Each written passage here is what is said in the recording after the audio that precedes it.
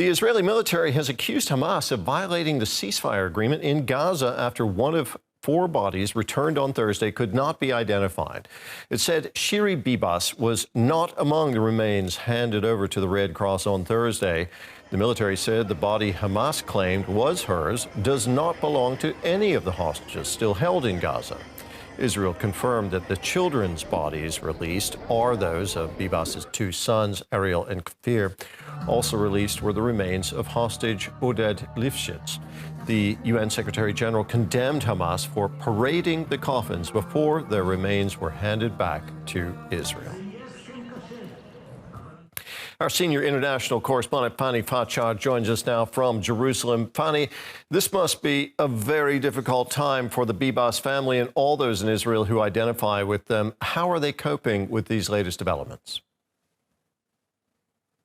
Certainly, this is a very, very shocking development to many Israelis here who've been mourning the dead yesterday, and a confirmation, in fact, to many that there's nothing to believe when Hamas militants claim anything to be the case. They see this as an emotional torture. And speaking of it, one can only try to imagine what kind of emotional roller coaster the husband of Shiri Bibas goes through, who himself has been just released recently after being for more than a year in captivity. Now, the husband has confirmation that his 2 children were among the dead, among the 4 bodies, but there is no official information whatsoever. What is happening or what has happened to Shiri Bibas? Is she alive or is she dead? And that information is just so crucial, that certainty for anyone, of course, to restart its life, but especially, of course, to the husband of Shiri Bibas, who needs that clarity, the perspective of clarity at least. But that is something that seems to be very much out of reach at this point, at least. Now, the Israeli military said the release of an unidentifiable body in place of the agreed hostage was a violation of the utmost severity, Fani. Could that incident end up jeopardizing the whole ceasefire agreement?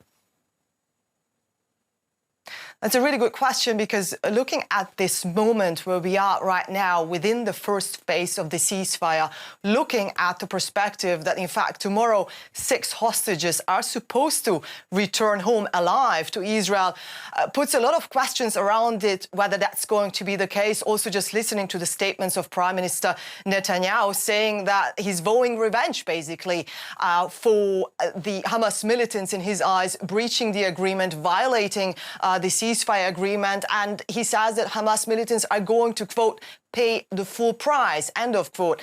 And the question, of course, what that will mean in detail. Now, people are very much worried. Israelis are likely to take this to the street again, as they did yesterday at Tel Aviv Hostages Square, demanding the Israeli government to stick to the ceasefire, because they're so worried about the remaining hostages, whether they will make it out alive as more and more time goes on. Now, one has to understand, of course, that this right-wing coalition government consists of parties who have not been interested in the ceasefire whatsoever, because they say that this is something that will only benefit to the Hamas militants. Now, Prime Minister Netanyahu, of course, needs the support of the right-wing parties as well. As a result, that will be really interesting to see whether he's going to then put the ongoing ceasefire at risk and actually step out of it. But we don't hear anything like that at all. We just have to really carefully monitor what's being said and what's being done in the next couple of hours. Fani, thank you very much. That was our senior international correspondent, Fani Fachar, in Jerusalem. Now, if all phases of the ceasefire agreement between Israel and Hamas are successfully implemented, the issue of Gaza the day after will be next on the agenda. Despite a Trump proposal to relocate Palestinians from Gaza, international bodies are talking about options to rebuild the Strip's shattered infrastructure, estimated to cost more than $53 billion. Arab leaders are gathering at a summit in Saudi Arabia today to discuss plans to reconstruct Gaza and enable its population to remain in the territory. Destruction is everywhere in Gaza City after a devastating 15-month war. Ibrahim Shamali has taken temporary refuge in this neighborhood with his family. Their house in the east of Gaza City was completely destroyed. At the moment, there is only limited help to cope with the situation. I'm a resident of Shiai, and until now I haven't been able to return there. All our homes are demolished. So I came here to live, and there are no doors, no windows, no water, nothing. We are dying from the cold, from everything. Uncertainty looms large over Gaza's 2.3 million population, and people here feel they have little say in their future.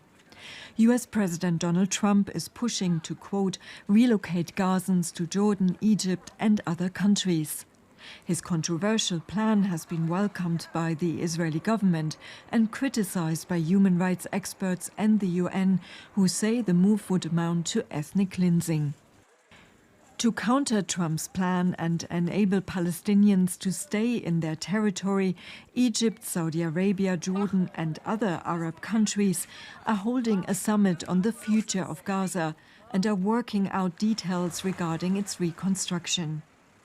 What also needs figuring out the role that Hamas will play. The priority for the Gazans we spoke to is staying put. Some people from Gaza City have been displaced to the south, while others have chosen to stay in the north. Despite everything that has happened in the war that they have experienced, they have refused to leave for other countries. God willing, Gaza will be rebuilt, and we will rebuild it despite Trump, Netanyahu, and all the supporters of the Israeli occupation. And Gaza will return more beautiful than it was. It's what many Gazans are hoping for. But any plans for the future depend on the crucial question whether the ceasefire agreement even makes it to the next stage.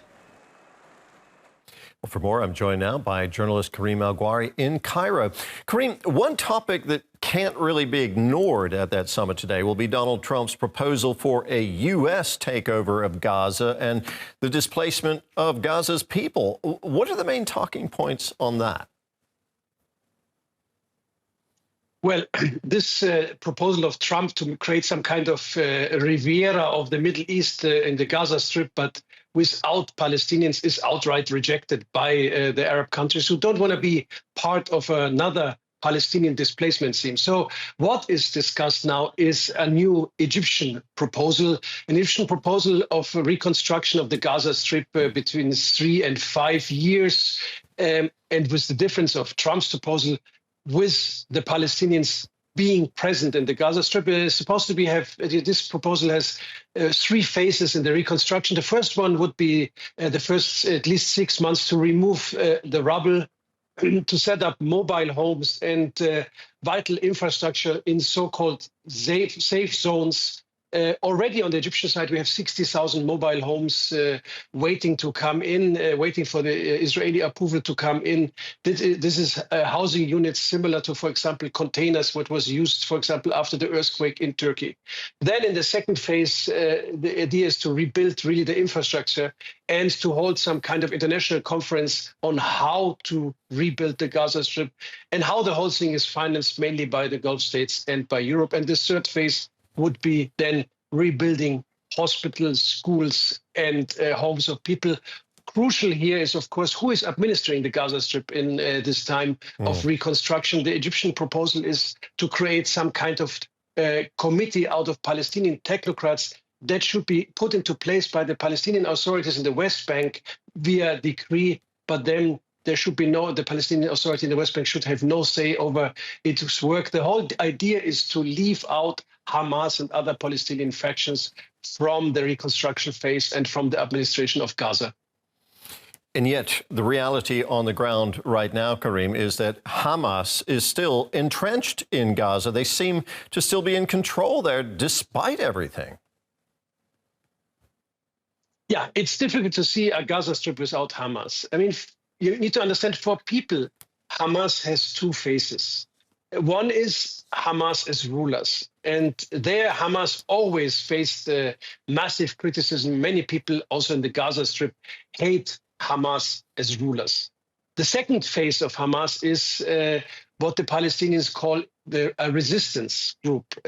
There, it's really entrenched in the Palestinian society, this resistance idea. They have Palestinian support, not only in Gaza, but also in the West Bank as a result of Israeli occupation. So if you want to get rid of Hamas or really change it, you need to change political circumstances and prove to people that they can get their national aspirations without an armed group through political means and not through military means. And one of the ideas of the Egyptian proposal is also that this reconstruction phase would end up in a two-state solution where Gaza then would be part of a Palestinian state. Karim, thank you very much for filling us in there. That was journalist Karim El Ghouari in Cairo. You're welcome.